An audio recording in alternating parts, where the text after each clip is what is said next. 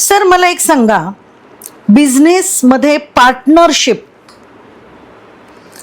लोक म्हणतात partners बुडवतात, partnership करू नये. मला जरा काही अनुभव सांगा ना, तुम्ही अशी पार्टनरशिप केली होती का? मी अगोदर एकदा एक पार्टनरशिप केली. माझ्या भाच्याच्या नावाने मी एक कंपनी, ट्रान्सपोर्ट कंपनी चालू केली होती. ही ट्रान्सपोर्ट कंपनी दुसरी गाडी घेण्या अगोदर होती. थोडीशी परिस्थिती अडकळीची होती.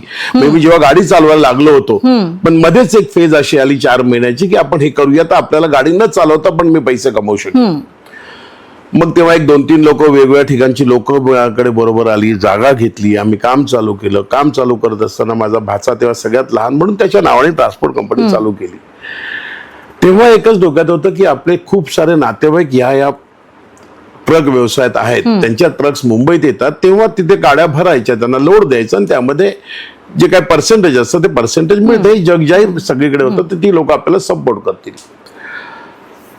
नशिबाने म्हणा किंवा कशाने काय माहित नाही, परंतु तितका त्यांचा सपोर्ट, तितका मला सपोर्ट नाही मिळाला. कारण काम चालू केल्यानंतर अतिशय चांगलं काम चालू झालं.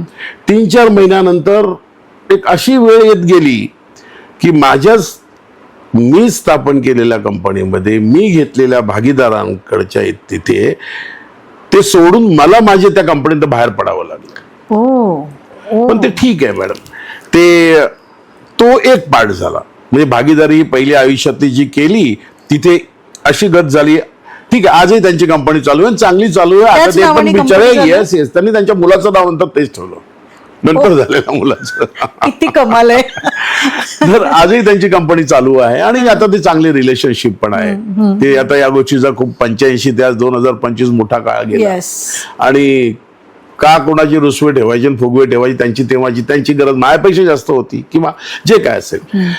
त्यानंतर मग 95-97 माझे अजून एक दुसरे मित्र, आम्ही कंटेनरचं कामकाज चालू केलं. मिस्टर अशोक कविश्वर जे आता हयात नाही आहेत, त्यांच्याबरोबर मी पार्टनरशिप मध्ये काम चालू केलं. आमचं तेही काम चांगलं चाललं, पण आम्ही दोघंही अकाउंटिंग मध्ये जसं होतं तसंच गोंधळ झाला.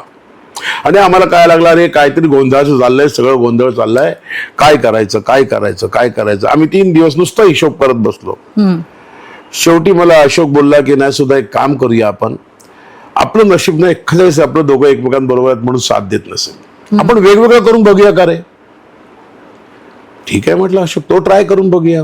मग आम्ही काय आता वाटायला आमच्याकडे काय जे काय होतं त्याच्यातलं आम्ही हे तुला हे मला, हे तुला हे मला, असं करून आम्ही बाजूला झालो.